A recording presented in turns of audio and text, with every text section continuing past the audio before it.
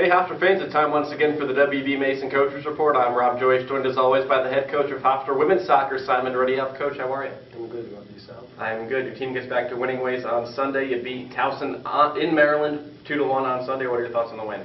A very solid performance. We're getting back to our old ways. We're playing well. We were structured. We had a focus, and we got the job done, which is more important. Sam Scolarici scores twice. The offense getting back to the ways that it was a couple of weeks ago? Yeah, Sam's a phenomenal player. We've got Amber Stopps coming back now. She's getting back to 100%. And once we get those three plus Lulu firing on all cylinders, I think we're going to be difficult to stop. And Sam and Leah have been the only ones to score for you in the last month. Is that something that the other players notice, or is it just they happen to finish?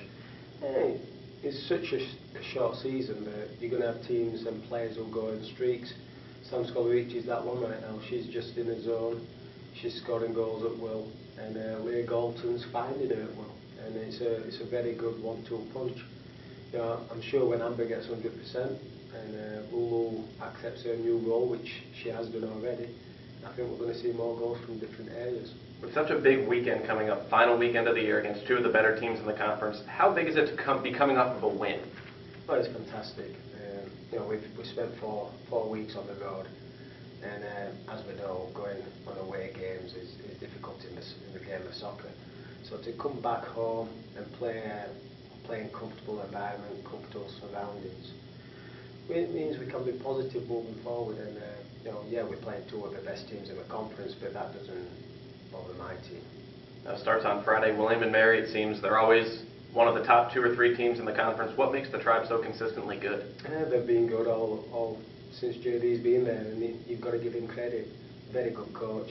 He reinvents his team year after year. Players leave, new players come in. You know, he's lost two very, very good players last year, but he's still going to be a very, very good William and Mary team. They've changed their scheme a little bit, they've changed their strategy, but they're still going to be very tough to beat, and it's going to be a really good game. The defensive numbers are staggering. UNCW scored on them 3 times on Sunday, but that's pretty much been it all year. How do you score on this team? It's a good question. We've just got that game tape, and we're going to evaluate that. We're obviously going to pick UNCW's brains, see how we did it, and you know, I've said all year long, our front line is probably the best in the region. Their back line's probably the best in the region, so it becomes a battle of the 2 best sections of the field. So I'll put my money on my forward line and hopefully they can do it. 2 years ago, it's a 1-goal game. Last year, it's an overtime loss for you, and then you win in PKs in the CAA tournament down there. Always an exciting matchup, it seems. Yeah, they're special nights. You know, us, JMU and William and Mary are probably the 3 most successful programs in the conference since we've joined, and so there's always something on the line. When we played them last year, it was for top seed. The year before, we had to break their record. It's always something, and this weekend's no different. We beat them and beat JMU, we could be number 2 seed. If we lose both, we could be 6. And so we play for seedings, and we'll see how the results fall. In terms of JMU, they don't have that one Sam Scolarici type scorer with a ton of goals. They have 6 or 7 different players who have 3+ goals each. How do you go about defending that when they have so many different weapons? Yeah, we always preach about team defense and having a good team unit, and our team's good with that stuff. We don't usually isolate to one player unless it's a really special player. We've done that a couple of times this year, but usually we kind of just deal with what we've got. You know, Laura Wilson's still one of the best players in the conference. She has been for the last 3 years. She might not have the stats to prove it, but she's something you have to be careful of. And they've got a Long Island kid coming back to Long Island, and they always seem to shoot us in the foot when they come back home. So we'll have to be aware of Katie Island. So, you know, we'll do a good job defensively, and hopefully we can move forward from there.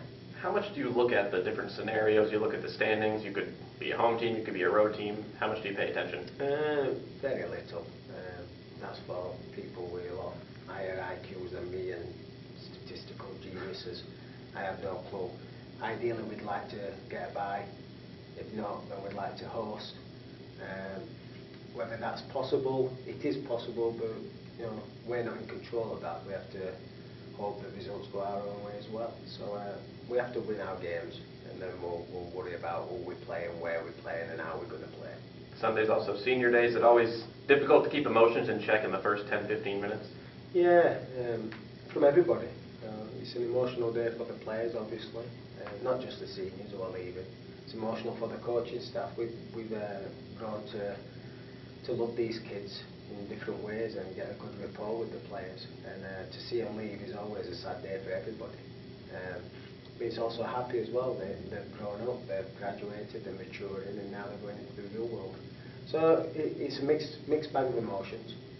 Keeping that under control is always difficult. But if we can channel that emotion, then it's going to be a good game. How do you walk away with 2 wins this weekend? Yeah, it's going to be interesting. We have to hope that our 3 forwards and will step up big time. Keep it tight in the back, which we have done over the last month. And just get back to playing Hofstra soccer. If we do that, we're going to be very tough to beat, and I'm sure Hofstra will be proud of the performance. Head coach Simon Riddiough, always a pleasure. Thank you, Rob. Hofstra, 2 huge matchups this weekend, both at home. Friday against William & Mary, Sunday against James Madison. Come out and support the Pride. I'm Rob Joyce. Thanks, Hofstra fans, for tuning in to the WB Mason Coaches Report with Simon Riddiough.